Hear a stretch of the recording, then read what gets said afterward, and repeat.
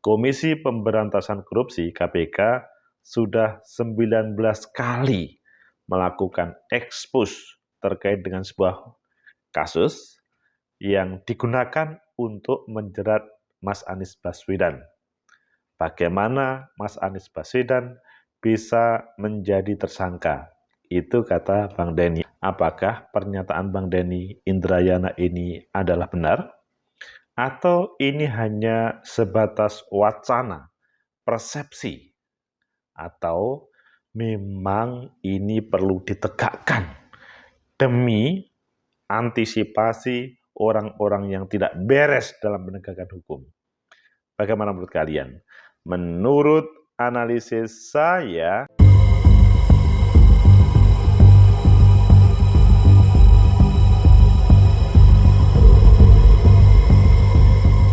Assalamualaikum warahmatullahi wabarakatuh. Salam sejahtera untuk kita semua. Pecinta masa depan negeri, tegakkan kebenaran, lawan ketidakadilan. Pasti rame kalau ada seorang tokoh, apalagi menjadi bakal calon presiden, dibuat menjadi tersangka atau dibuat akan menjadi tersangka. Tetapi hal ini menjadi sebuah perdebatan. Apakah benar atau tidak? Ayo kita baca di beberapa media dan selanjutnya nanti kita analisa dan bagaimana solusinya.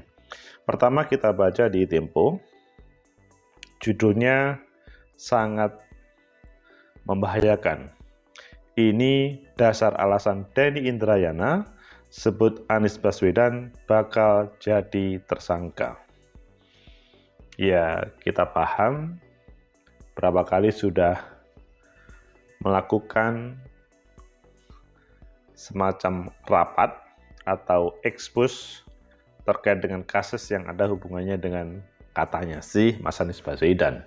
Atau mungkin hanya sebatas dikait-kaitkan. Kemudian yang kedua kita baca di CNN Indonesia. Denny sebut Anies akan jadi tersangka, Sudirman Said angkat suara. Wah, ini adalah kelompok yang sangat kritis kalau Mas Anies Baswedan ditarget jadi tersangka.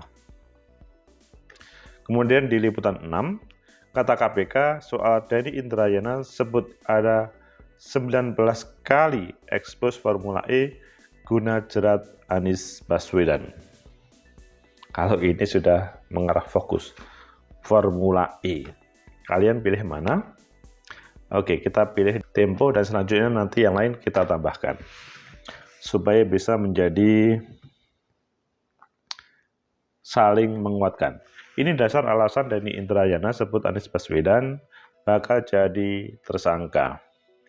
Tempo.co Jakarta, mantan Wakil Menteri Hukum dan HAM Denny Indrayana kembali mengaku mendapatkan informasi. Kali ini Denny mengungkapkan kabar bahwa Anies Baswedan akan segera menjadi tersangka. Naudzubillah. Ini sebuah kejam kalau misalkan tidak beres. Upaya mentersangkakan Anies itu disebut Denny sebagai bentuk penjagalan Anies yang maju pada pemilihan presiden 2024. Apa dasar alasan pernyataan Denny tersebut? Wah, ini pertanyaan yang harus selanjutnya kita jawab. Kabar itu sudah menjadi informasi yang beredar di banyak kesempatan. Bukan hanya saya, banyak yang sudah menyatakan kata Denny. Seperti dikutip dari Tempo pada hari Rabu, maksudnya hari ini. Denny menyatakan bahwa dalam berbagai kesempatan, berbagai pakar telah mencium gelagat penetapan Anies sebagai tersangka. Ini sebagai skenario Pamungkas untuk menjegal mantan Gubernur DKI Jakarta menjadi kontestan dalam Pilpres 2024. Pamungkas. Skenario Pamungkas. Kan bahaya kalau ini terjadi, kalau memang itu skenario Pamungkas. Namun Denny tak menyebut secara gamblang kasus apa yang membuat menjadi tersangka tersebut. Dia hanya mengatakan Komisi Pemberantasan Korupsi sudah 19 kali melakukan gelar perkara terkait kasus yang menyeret Anies. Ini pemecah rekor. 19 kali. Menurut Denny, informasi itu didapatkan dari seorang anggota DPR bahwa Anies akan segera ditetapkan sebagai tersangka. Anies segera ditersangkakan, semua komisioner sudah sepakat, kata Denny. Denny menilai penetapan Anies sebagai tersangka ini berkaitan dengan putusan Mahkamah Konstitusi yang mengubah masa jabatan pimpinan KPK dari 4 tahun 5 tahun. Perpanjangan ini 1 tahun itu menurut dia berbau politis. Wow, ngeri sekali. Hanya tambah 1 tahun kemudian menjadikan tersangka dirinya. Ini bener gak sih? Kok kelihatannya kok kita semua pasti bertanya ini. Denny pun menyatakan terkejut dengan penetapan Anies sebagai tersangka. Denny menyatakan hal itu telah dia ramalkan 2 bulan lalu. Kata Denny, penetapan Anies sebagai tersangka merupakan satu dari 10 strategi Jokowi pada Pilpres 2024. Yang benar sih. Selain menetapkan Anies sebagai tersangka, Denny pun menyinggung soal penggunaan KPK. Maksudnya penggunaan KPK oleh Jokowi untuk merangkul kawan dan memukul lawan. Dia juga menyinggung soal pengambilan secara paksa Partai Demokrat oleh Kepala Staf Kepresidenan Muldoko yang selanjutnya gagal. Ini kita lanjutkan yang ngeri-ngeri sedap ini. Karena kalau tidak kita selesaikan, maksudnya informasi ini, maka akan membahayakan dalam proses demokrasi perpolitikan yang ada di negeri. Respon KPK, juru bicara KPK Ali Fikri membantah pernyataan Denny tersebut. Dia mengatakan kasus Formula E hingga saat ini masih dalam penyelidikan. Dia memastikan lembaganya tetap bekerja lurus dan tetap tidak berpengaruh dengan intervensi politik manapun. KPK sebelumnya tengah menelusuri kasus dugaan Formula E. Penyidik KPK pun telah mengambil keterangan dan dari Anies dalam tahap penyelidikan. Penanganan kasus ini pun membuat konflik di internal KPK. Ketua KPK Firly Bahuri dan sejumlah pimpinan lainnya disebut meminta agar kasus ini dinaikkan ke tahap penyidikan. Sementara sejumlah pejabat di level deputi dan direktur tak setuju karena menganggap tidak ada tindak pidana dalam perkara ini dan belum ada alat bukti yang cukup. Ini betul kah yang kemarin menjadi masalah itu? Akibatnya Firly mendepak 2 anak buahnya, Karyato dan Endar Priantoro. Keduanya dikembalikan ke kepolisian Republik Indonesia dengan alasan pembinaan karir. Akan tetapi Kapolri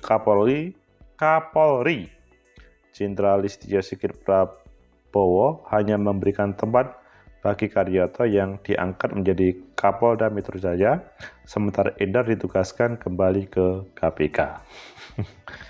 Jadi pusing.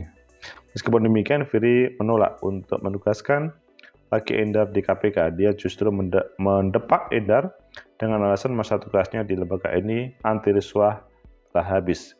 Hingga saat ini konflik antar Endar dan Firly pun masih memanas. Pecinta masa depan negeri, tegakkan kebenaran, lawan ketidakadilan. Kalau kita melihat di detik di CNN Indonesia, Denny sebut Anies jadi akan tersangka, Sudirman Said angkat bicara hampir sama. Hanya ada pernyataan dari Sudirman Said ketika dibandingkan dengan pemerintahan yang ada di Tempo tadi. Tim koalisi anggota tim 8, Sudirman Said mengatakan Denny tak mungkin mengarang dalam membuat pernyataan karena seorang intelektual. Sudirman menyebut apa yang disampaikan Denny semacam peringatan, namun dia berharap Anies tak menjadi tersangka seperti yang diungkapkan oleh Denny. Pokoknya kita berdoa dan tidak terjadi. Hal buruk tidak terjadi. Tegakkan demokrasi, lawan ketidakadilan. Bagaimana menurut kalian? Apakah ini ada sesuatu yang membahayakan? Dan apakah apa yang disampaikan Bang Denny Indrayana itu adalah benar adanya? Menurut analisis saya, pertama, bahwa tidak mungkin Denny Indrayana itu memberikan pernyataan yang tanpa ada referensi atau sumber.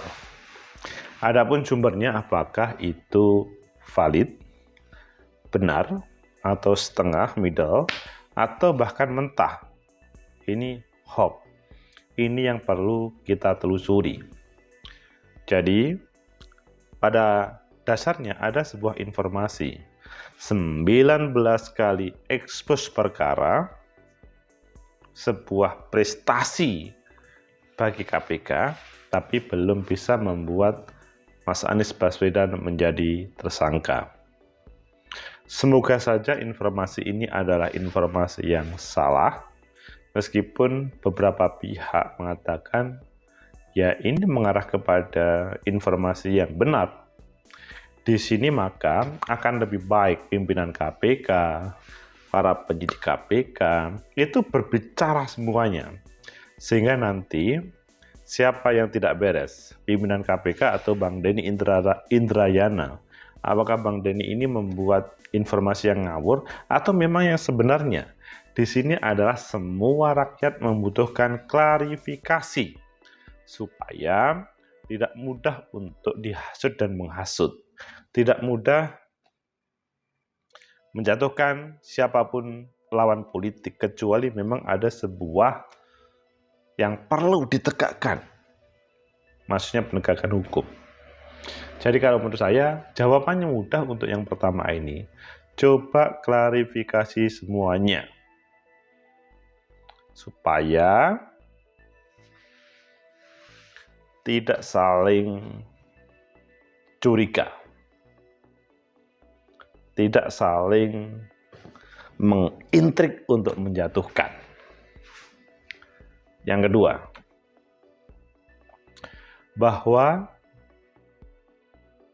19 kali melakukan ekspos, maksudnya melakukan ekspos Formula E, menurut saya ini sangat tidak baik ya kalau itu terjadi. Dan kebetulan di berbagai media itu judulnya sama. Jadi kalau begitu ya ada benarnya juga, meskipun terkait dengan kebenaran yang sebenarnya perlu dicari dari berbagai informasi dan dikumpulkan sehingga nanti akhirnya menjadi objektif dari subjektivitas yang ada.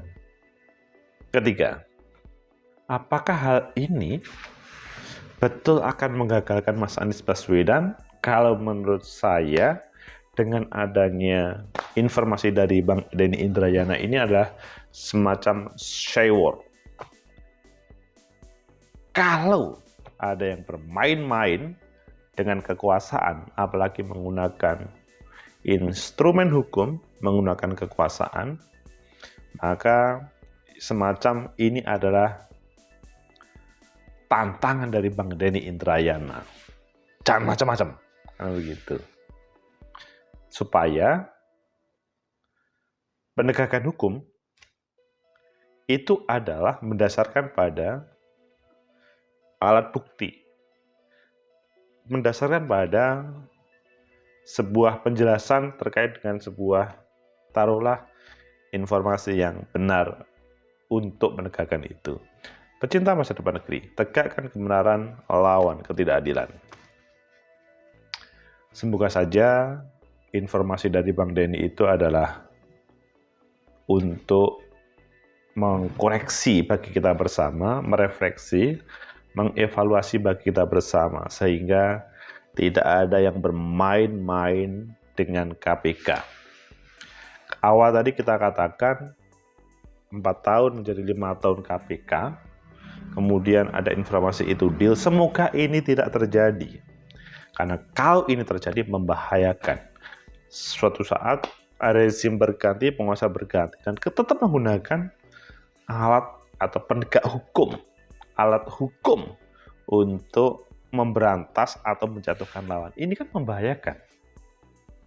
Semoga ini adalah evaluasi, refleksi, dan seandainya ada niatan mengarah kepada yang jahat, yaitu menjadikan tersangka Anies Baswedan kemudian tidak jadi.